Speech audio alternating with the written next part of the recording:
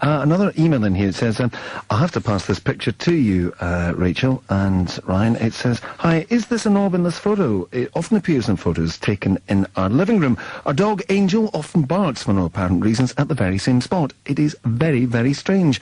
I'll pass that over to you there, and you can have a look and see what you think.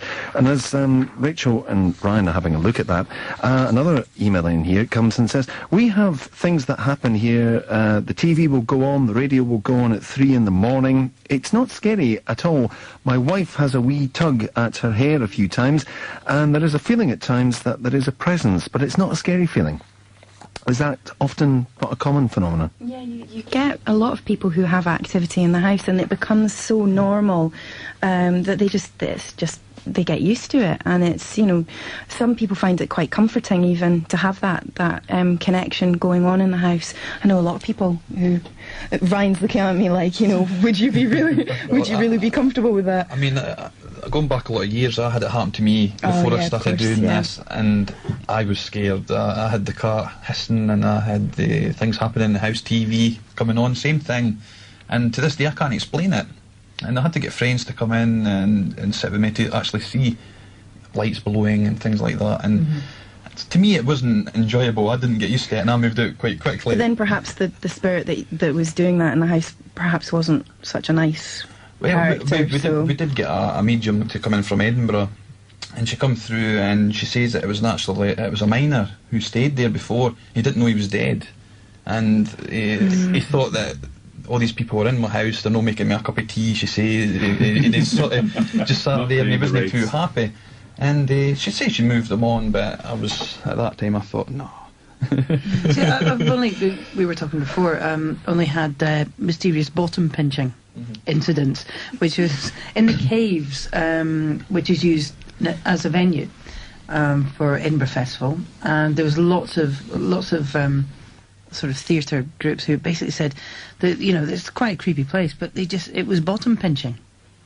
And I know you were talking about that earlier, Rachel, saying that's sort of children, or... I mean, it could be a child, or it could be a...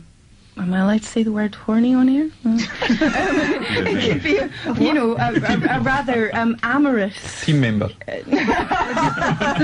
It could be an amorous spirit. Mischievous, yes, who's just... Maybe they like the ladies. Did you get a lot of cheeky... Well, there is a mischievous ghost in the vaults. Yes. There's a mischievous ghost in the vaults. Very much like a trickster god hanging around, but a pint-sized version. And we've had many instances of a very young spirit, particularly, and generally it was a case of not a hen night this time, as often happens, but there was one young lady who was passing through with a group of about 25, and as we were going through the darkened corridor, where Derek Kokora gets particularly excited when he's there, she happened to make a sort of embarrassed look about her and looked around and checked her back.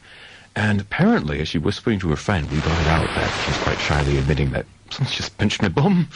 And we thought, well, that's quite interesting, but of course you have to take everything with a grain of salt. And so as she came into the next series of rooms, there's a question I'd like to ask people is, first of all, do you get the feeling that someone is watching you in the room? And that generally raises the tension levels up a little bit.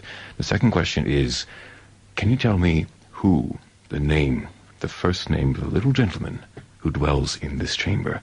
And the same woman whose bottom had been lightly poked or pinched was the one who correctly identified the gentleman's name, which was one of those moments that gave a slight pause. And of course that's what we're going to be talking about in the final 25 minutes. This was a text actually came in much earlier on in the evening, and I didn't read it out, and I do apologise, Matt. This comes from Matt in Dalgety Bay. We were talking about multiculture. It says, hi Alex, according to the Collins English Dictionary,